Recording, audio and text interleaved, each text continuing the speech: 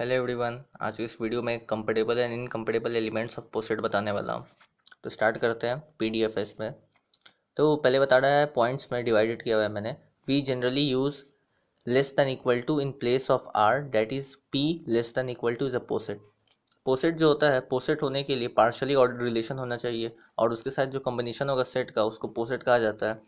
तो partially ordered relation कब होगा? जब वो तीन प्रॉपर्टी को शो करेगा, ट्रांजिटिव, एंटीसिमेट्रिक एंड रिफ्लेक्सिव। तो जैसे इक्विवेलेंस रिलेशन होता है तो उसमें तीन कंडीशन क्या होता है? रिफ्लेक्सिव होना चाहिए, ट्रांजिटिव होना चाहिए और सिमेट्रिक होना चाहिए। तो इसमें जस्ट थोड़ा सा हटा हुआ है, एंटीसिमेट्रिक है। ठीक है, बस थोड़ा सा चेंज है।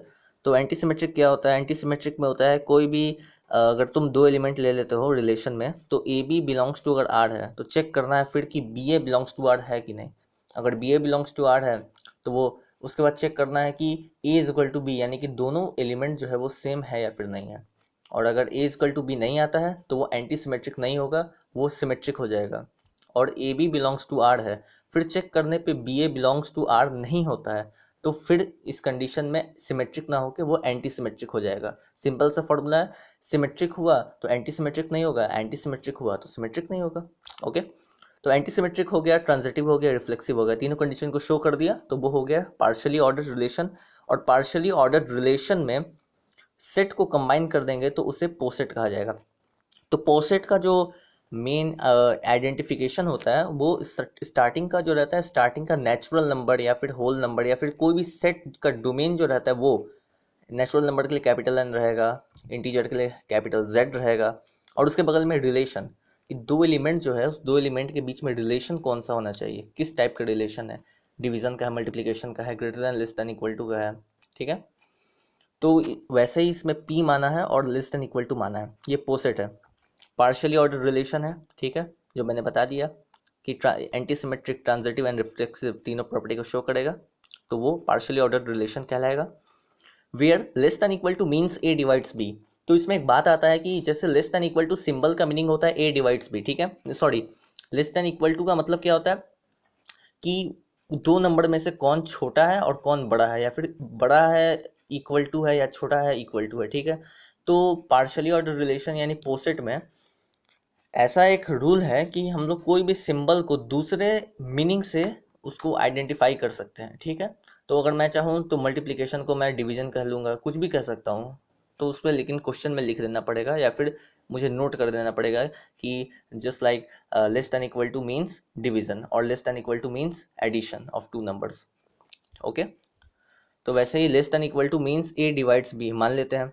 फिर greater than equal to B वैसे ही कुछ भी मान सकते हैं, जो मैंने बता ही दिया। तो वैसे ही पी और मल्टीप्लिकेशन का सिंबल यानी रिलेशन मल्टीप्लिकेशन का है और पी यहाँ पर सेट का डोमेन है, इज अ पोसेट। ठीक है, तो compatible and incompatible elements of a poset क्या होता है? तो लेट पी और less than equal to B a poset, poset है मान लिया। ठीक है, अब टू एलिमेंट्स का बात है तो टू एलिमेंट्स कौन कौन लूंगा? ए और बी ले लेता हूँ। Two elements of the poset A and B are said to be compatible if either A is less than equal to B और B is less than equal to A. दोनों में से अगर एक कंडीशन सेटिस्फाई है, मान लो दो जो एलिमेंट है वो 2 और 3 है, तो 2 is less than equal to 3, condition सही है। लेकिन 3 is less than equal to 2, ये तो सही नहीं है, 3 तो बड़ा है। तो एक कंडीशन सेटिस्फाई हुआ, तो एक कंडीशन जब सेटिस्फाई हुआ तो वो दोनों एलिमेंट जो है यानी कि 2 और 3 वो कंपेटेबल एलिमेंट कहलाएंगे पोसेट का। ठीक है, the elements which are not compatible यानी कि जो कंपेटेबल नहीं है उसको इनकम्पेटेबल कहा जाएगा। ठीक है, क्लियर है? तो वैसे कि अगर डिवीजन का ले लेते हैं, वैसे ही अगर डिवीजन का ले लेते हैं तो डिवीजन में 3 और 7 मान लेते हैं, तो ना 3 7 को डिवाइड करेगा ना 7 3 को डिवाइड करेगा, तो दोनों कंडीशन सेटिस्फाई नहीं हुआ तो इसमें इनकम्पेटेबल हो जाएगा। और अगर दोनों सेटिस्फाई हो जाता फिर भी इनकम्पेटेबल होता, और एक अगर सेटिस्फाई हुआ है तभी कंपेटेबल होगा। ठीक है, अब क्वेश्चन लेते हैं। एक क्वेश्चन बताया है, इन द पोसेट एन और डिवीजन का सिंबल यानी नेचुरल नंबर का सेट है और डिवीजन रिलेशन है। 2 and 6 are compatible elements because 2/6, 5 and 10 are compatible elements. ठीक है, 2/6 क्यों होगा? क्योंकि 6 को तो 2 डिवाइड कर रहा है, लेकिन फिर 2 को तो 6 डिवाइड नहीं कर पाएगा, एक कंडीशन सेटिस्फाई हुआ बस। तो इसके लिए कंपेटेबल हो गया 2 and 6। 5 and 10 भी कंपेटेबल होगा, क्यों? क्योंकि 10 को 5 डिवाइड कर रहा है 2 टाइम्स से, लेकिन 5 को 10 तो नहीं कर रहा है ना, 2 आ जाएगा, तो वो तो नहीं हो रहा है। तो इसी कारण से ये जो हो गया, ये दोनों एलिमेंट हो गया कंपेरेबल एलिमेंट ऑफ पोसेट कहलाएगा। लेकिन जो मैंने बताया 3 and 7 का, 3 and 7 को डिवाइड अगर करेंगे तो ना 3 7 को डिवाइड करेगा ना 7 3 को करेगा, तो दोनों कंडीशन इसमें फेल हो गया है, तो ये इनकम्पेरेबल एलिमेंट ऑफ पोसेट कहलाएगा। ठीक है, ऐसे ऐसे बहुत भी कंडीशन है, जो कंडीशन सेटिस्फाई नहीं हुआ उस 2 नंबर को इनकम्पेरेबल कहेंगे, और सेटिस्फाई अगर एक हुआ तो कंपेरेबल है, दोनों अगर हो गया फिर भी इनकम्पेरेबल। कंडीशन मैंने समझा दिया। ठीक है, और दूसरे में लेते हैं एन और लेस दैन इक्वल टू, वही है नेचुरल नंबर है, नेचुरल नंबर का सेट, और लेस दैन इक्वल टू है, सिंबल थोड़ा चेंज हो गया, लेस दैन इक्वल टू है। In this poset every 2 elements are comparable, 3 and 7 are comparable. इसमें लेस दैन इक्वल टू वो डिवीजन था, तो डिवीजन में क्या है, 3 ना 7 को डिवाइड करेगा ना 7 3 को डिवाइड करेगा, तो दोनों कंडीशन फेल है।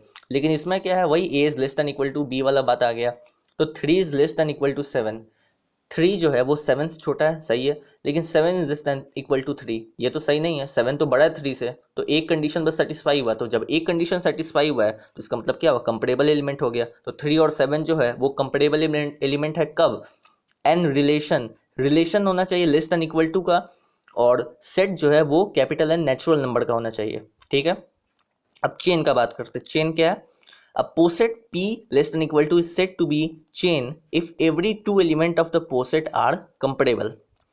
अगर कोई भी पोसेट P और लेस देन इक्वल टू कुछ भी मान सकते हैं अपने हिसाब से, नेचुरल नंबर या किसी का भी सेट और रिलेशन, उसे चेन तभी कहा जाएगा जब 2 एलिमेंट जो है वो दोनों एलिमेंट कंपेरेबल हो, इनकम्पेरेबल हो तो हो ही नहीं सकता है।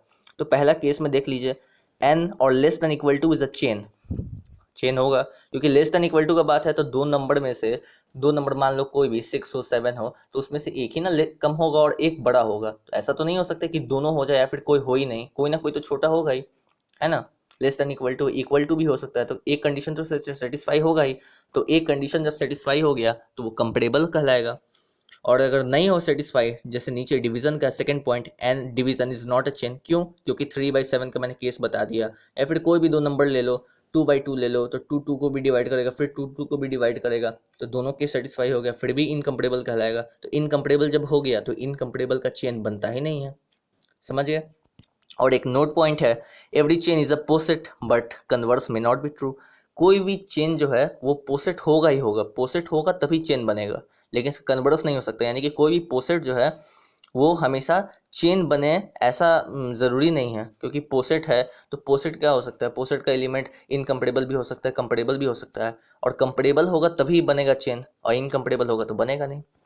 तो आई होप तुम्हें समझ में आया होगा मैंने क्या बताया, और अगर ये फिर भी कुछ डाउट है तो कमेंट सेक्शन में तुम पूछ सकते हो, या फिर मेल भी मुझे कर सकते हो। Okay, bye.